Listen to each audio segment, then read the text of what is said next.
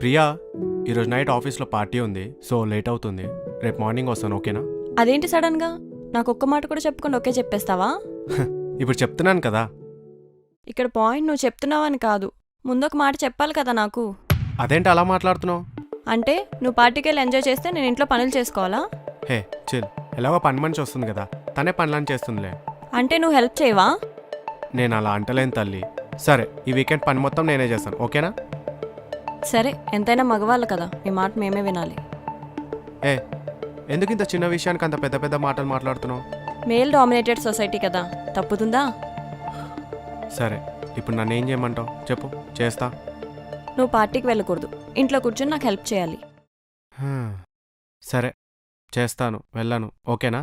Good, మంచోడివే కానీ కొంచెం ఇగ ఎక్కువ.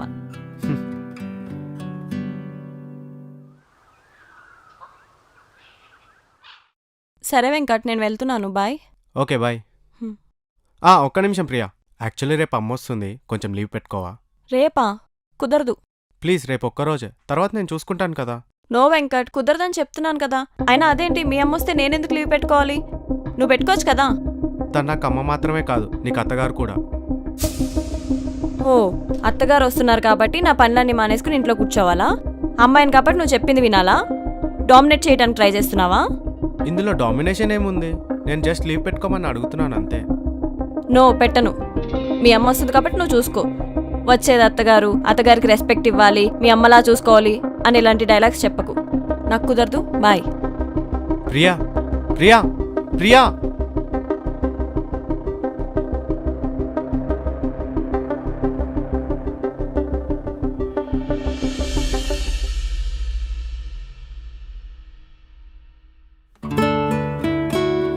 ప్రియా, అమ్మా బాగున్నావా? బాగున్నానమ్మా. రా కూర్చో.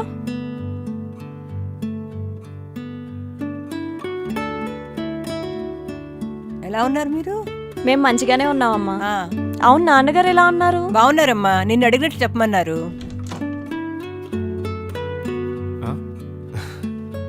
బాగున్నారు అత్తయ్య గారు? బాగున్నాను. మీరెలా ఉన్నారు? నేను బాగున్నాను అత్తయ్య. ఎక్కడికో బయలుదేరుతున్నారు?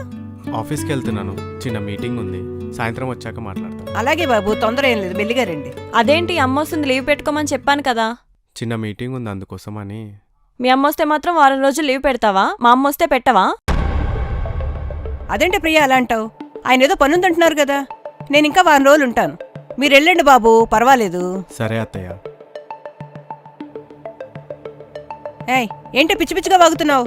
నేను కరెక్ట్గానే మాట్లాడానమ్మా. వాళ్ళ అమ్మ వచ్చినప్పుడు నేను లీవ్ పెట్టలేదని మనసులో పెట్టుకుని ఇప్పుడు కావాలనే వెళ్ళిపోతున్నాడు.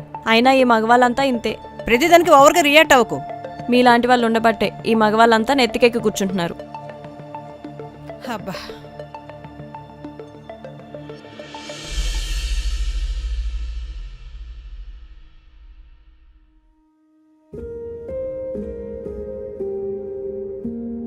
బాబు, అత్తయ్య.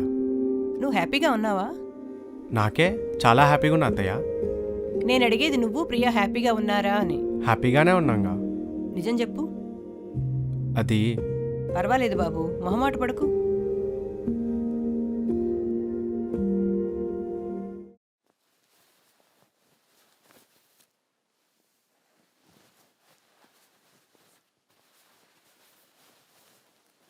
ఏంటమ్మా అలా చూస్తున్నావు? కొడతావా? నిన్ను కొట్టుంటే నువ్వు ఇలా ఉండేదానివి కాదే. ఏమైందమ్మా? నువ్వు వెంకట్తో ప్రవర్తించే విధానం కరెక్ట్ కాదు. ఏం కరెక్ట్ కాదు? నువ్వు తన్ని డామినేట్ చేస్తున్నావు. నీ మాట నెగ్గాలని మొండిపట్టు పడుతున్నావు. నేనా? తను చేసేవని నా మీద చెప్తున్నాడా? అయినా ఈ మగవాళ్ళంతా ఇంతే. ఇదిగో, ఈ ప్రవర్తన మార్చుకోమని చెప్పింది. అందరూ ఒకేలా ఉండరు. ఉంటారు. ఆల్మోస్ట్ మొగాళ్ళంతా ఇంతే, ఈగోయిస్టులు. నాన్న అంతే, ఈ వెంకట్ కూడా అంతే. చీనోరు మీవే. అందరూ మీ నాన్నలా ఉండరు. మీ నాన్న తన మాట నెగ్గాలని మొండిపట్టు పట్టేవారు. నువ్వు కూడా మీ నాన్నలాగే తయారవుతున్నావు. భార్యాభర్తలు ఇద్దరు సమానమే, కానీ నువ్వు వెంకట్ని డామినేట్ చేస్తూ మాట్లాడుతున్నావు. నా గురించి నీతో బాగానే నూరిపోసాడు.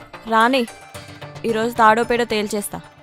చీ, నిన్ను చూస్తే కంపరంగా ఉంది. వెంకట్ ప్రేమని అర్థం చేసుకోలేకపోతున్నావు.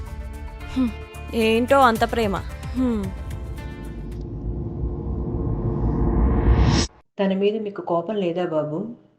అప్పుడప్పుడు తన పైన కోపం వస్తుంది, కానీ చిన్నప్పుడు వాళ్ళ నాన్న తనని కోపంగా చూశాడని చెప్పి రూడ్గా బిహేవ్ చేశాడని తన మనసులో గట్టిగా నాటుకుపోయింది.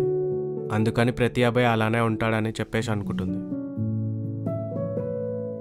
కానీ తన క్యారెక్టర్ అలాంటిది కాదు అత్తయ్య. తను చాలా మంచిది.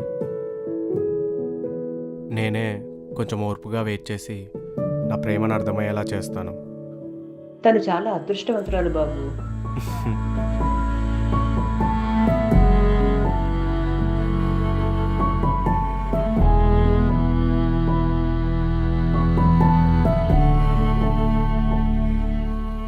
చూడు ప్రియా, నువ్వు చాలా అదృష్టవంతురాలివి. నిన్ను ప్రేమించే భర్త దొరికాడు. నువ్వు అనవసరంగా మగవాళ్ళ డామినేషన్ గురించి ఆలోచిస్తూ నీ జీవితం నరకం చేసుకుంటున్నావు. చూడు, ఏది తెగేదాకా లాక్కూడదు. అర్థమైందా? ఆయన అనవసరంగా తప్పుగా అనుకున్నాను. తను వచ్చిన వెంటనే సారీ చెప్తాను. ఏమనడు కదా? ఏమనడు, హ్యాపీగా ఫీల్ అవుతాడు.